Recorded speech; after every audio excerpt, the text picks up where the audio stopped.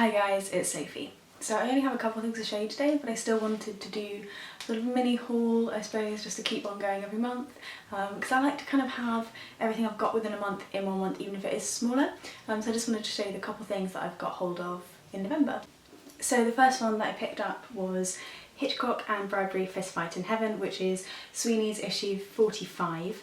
I'm going to read you the little description on the back. So basically it's stories that have been picked out from collections that Bradbury and Hitchcock put together, and I thought that sounded kind of fun. So it says, an ancient meteor attempts to reassemble itself on the banks of Lake Michigan.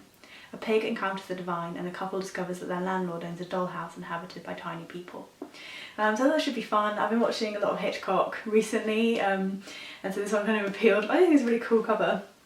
I've not started this one yet, but we'll see what I think when I do get a chance to dive in. And then the next one I picked up was Death at Intervals by Jose Saramago.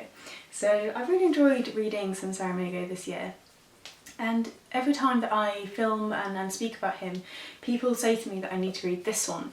I've read Blindness, Seeing, there's the only two, potentially there's the only two, but people always recommend Death at Intervals. It's a really short little one about what would happen if death decided to essentially stop working. So the concept of death shuts down and everyone keeps on living, which is kind of that weird social commentary that I really enjoyed about Saramago. So we'll see what I think of this one. I'm hopefully going to get into this one before the end of the year, but we'll see how I go.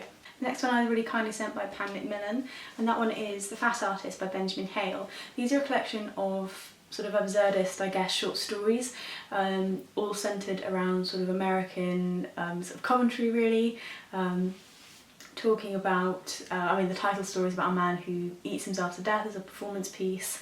There's a trio of sort of hippies who run away from their past whilst using sort of these strange substances at really inopportune moments. They're quite long form actually. I have finished this one, I'll talk about it more in my wrap up, but they are much longer short stories, so if you like a longer piece but don't want to go for novels, then this might be something you'd really enjoy. And the next one I have is just so beautiful. I don't know when I'm going to get around to actually sitting down and reading it, but it is the Fantastic Beasts screenplay. Just look at that. Look at that beautiful book. It's all foiled and beautiful, and it has the creatures in it down the bottom. Please focus.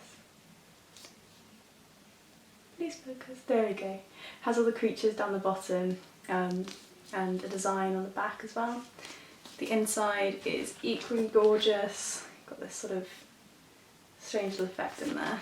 And again, even the inside of the screenplay has pictures of the beasts alongside with some really cute little. So yeah, it's just stunning. I'm currently kind of displaying it rather than reading it, just because it's so pretty. But I will get around to actually sitting down and reading my way through it. I've seen the film really recently. I was talking about it more in my favourites video, so that's not something I'm about to jump into, but I just think it's gorgeous. And then lastly, I actually have a bit of an unboxing for you, or an unwrapping, because I have two books that arrived in the post this morning. I do remember what they are, but I thought it'd be fun to let you guys see me unbox them, so we're going to do that now.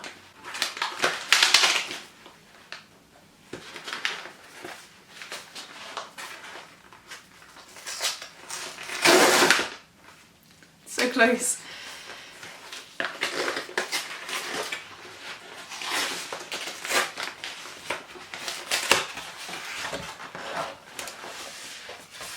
Oh, so pretty. Right. So the first one is Edward Hopper's Portraits of America. Now I read The Lonely City, and Hopper was spoken about a lot in that book, and I started looking up his paintings online, thought they were absolutely gorgeous. And I'd seen like a couple of them before, but had never really looked at them all together. But the renderings just weren't great, and these are just so stunning, and I just wanted to sort of see them in a little bit sort of better print editions. So let's see if we can get you to see it. There you go. So I just saw all his lovely paintings in really gorgeous colours. I'm going to sit down with a cup of coffee later on and work my way through these and have a look. It's one of the first sort of art books that I own. I have a few photography books, but I don't have any, I don't think, specifically with paintings inside, and I thought I should probably try and rectify that, because I do really like going and looking at paintings, but it's hard to find things that I find it hard to know what I like at the moment. So I'm just slowly collecting things, and I thought his paintings were lovely, so first one of the set. And on to the next package.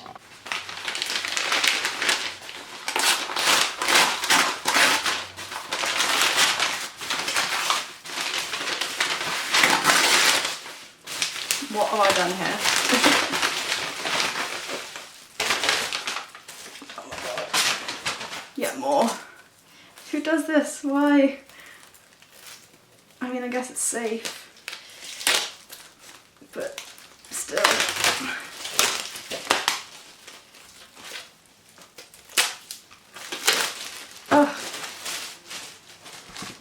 Ugh, it's unwrapped.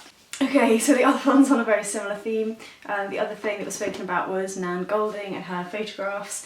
And again, I'd seen a few of these like through other things, but had never actually got her, like seen all of her work in one go, and just thought it was fun. This seemed like an interesting collection. It's sort of, some images are sort of oddly kind of sexual. So you have sort of like a pregnant lady in that like lovely glittery underwear, and a sort of topless lady. Some of them are not sort of directly sexual but have sort of sexual connotations or odd connotations to them, like some are like portraits. But yeah, I just thought that the photos looked interesting. I looked at them online and wanted to go through and have a look at more of them, because I actually found it quite hard. Normally I would just look at photographs online. I don't normally tend to buy books, but I couldn't find like I couldn't find a gallery where it had all of her photos from this book in there.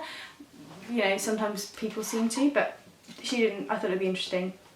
So yeah, again, I'm going to try and sit down and look at these and gain some of my feelings on them. I'm very new to this kind of thing, so it's something that I've never grown up in a town which has sort of galleries or where art's sort of a big thing. So for me it's something that's completely new, but I just thought, do you know what, if I look at something and I get a little bit of a taste and I do actually enjoy it, I thought it might be fun to look at it a little bit more.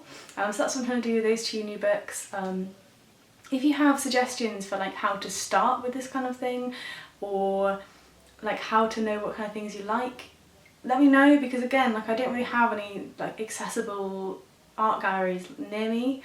It's not something that happens in this kind of part of the world. I mean, we have sort of local artists and stuff, but they tend to all be kind of quite like pastoral like paintings, and that just bores me. Nothing about that sort of grabs me. But anyway, those are the books that I've collected in the month of November, which it's not too many, let's be fair, it's not too many books this time, because I am trying to read as many as I can before the end of the year, and I don't want to end up with a big splurge, so I'm going to be only very small book hauls in November and December, maybe even nothing in December, but we shall see. Hopefully you guys are well. Let me know if you're interested in any of the books that I've mentioned down below. Let me know if you've seen Fantastic Beasts, because I'm just buzzing to chat about it. And I'll see you guys soon in my next video. Bye bye.